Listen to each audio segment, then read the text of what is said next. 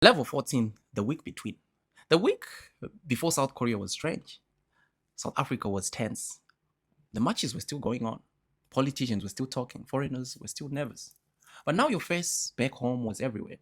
Taxis, TVs, barber shops, spaza shops, fridges, sports pages. You walked through the hotel lobby and saw yourself on the screen. And the analysts were talking. One said, he represents what modern South Africa is. Then another said, we must be careful. National identity matters. You laughed.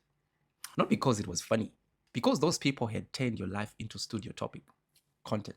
Nobody on that panel knew what it felt like to be 12 years old and hide your accent on the playground. Nobody knew what it felt like carrying two countries and they claimed you, but sometimes not. Nobody knew that your mother kept your first expired Zimbabwean passport inside the Bible. They just needed something to argue about during kickoff. Level 13, June 24, the stadium BBVA, Monterrey, South Africa versus Korea. Same time, Mexico were playing Czech in Mexico City. 2 matches, 1 goal, 1,000 permutations. Every South African WhatsApp group became a mathematician. It was a mathematical department. In Mexico, beat South Africa, if South Africa draw, if Korea wins, if there's a goal difference, if it's fair play, if this, if that, if red cards, if goals, it was if. Your team bus arrived 2 hours before kickoff. South African fans were outside singing. Korean fans had drums. Mexican police were trying to keep traffic moving. Inside your headphones, you had no music, just silence. The same silence from the bus at Bedbridge. The same silence from your first PSL away game. The same silence before every moment that could change your life. Silence. In the decider, South Korea were not scared. They had 3 points already. They moved the ball quickly. Their midfield pressed like machines. Every time South Africa lost possession, the stadium made that sound crowd. In 34 minutes, South Korea scored. Not a mistake.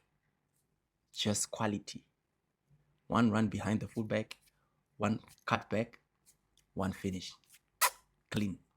South Africa, 0. South Korea, 1. Suddenly, every phone in South Africa refreshed at once. Mexico, check score, group table, live standing, calculations, permutations, best third place table. People who had never read FIFA regulations in their life were now experts in conduct points. At halftime, the coach finally shouted, not tactics, not systems, just the truth. Do you want to go home? Remembered as the team that came back after 16 years and left after 3 games. Nobody answered. You did not need to. Level 17, the equalizer. The equalizer came from pain, not talent. Pain. You chased a ball you had no right to reach and to be chasing. The Korean defender shielded it. You kept running. He expected you to stop, of course, but you did not. You stepped your foot around him. You kept it in play by maybe 2 centimeters. The assistant referee did not lift the flag. The cross came from a terrible angle. It hit a defender, bounced. It hit your knee, dropped. For a half second, the whole World Cup waited. You swung. Not clean, not pretty. Not the kind of goal children practice. The ball skidded through bodies and went in off the post. South Africa won, South Korea won. You did not hear the stadium. You only saw the net move, then bodies, green shirts, gold shirts, arms around your neck, someone shouting your name like they have invented it. Back home, the country lost it. In a tavern in Soweto, strangers hugged. In a flat in Hillbrow, Zimbabweans screamed with curtains closed. In a house in Chitungwiza, your grandmother asked why everyone was making noise. Your mother cried before the replay even finished. Level 18, the question. The match ended 1-1. Nobody knew immediately if it was enough. Players stood on the pitch staring at the screens. Mexico had beaten Czech. The table shifted.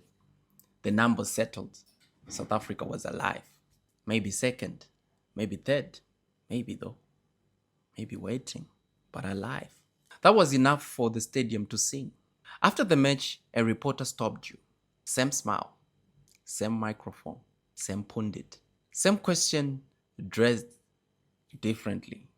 Tendai, tonight South Africans are calling you a national hero. Do you feel South Africans now? You looked at him. You looked at the camera. You thought about the matches, the voice notes, the passport, the academy boys, the PLCL chants, the Mexico comments, the sign in Atlanta. Your father saying, remember Beast, do you feel South African enough? Then you said, when I was struggling, nobody asked if I was South African. When people were shouting foreigners, nobody asked how long I've been here. Now that I have scored, everybody wants to know where I belong. I was born in Zimbabwe. I was raised in South Africa. But tonight, I played for every African kid we have never been got the chance. The clip went viral. Viral like a wound. People argued. People cried. People got angry.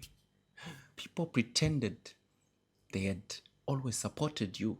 Level 19, the round of 32. The World Cup did not stop. Of course, the World Cup does not stop. That is the cruel thing about tournaments. Your emotional breakthrough is just content for the next match. Round 32 now, a bigger opponent, a bigger stadium, more cameras, more people pretending they understood the story from the beginning. By now, children were wearing your name. Not just South African children, Zimbabwean children, Mozambican children, Malawian children, African children. Kids in the school uniform kicking the plastic ball after class. Kids in the flats where parents whispered, then matches nearby.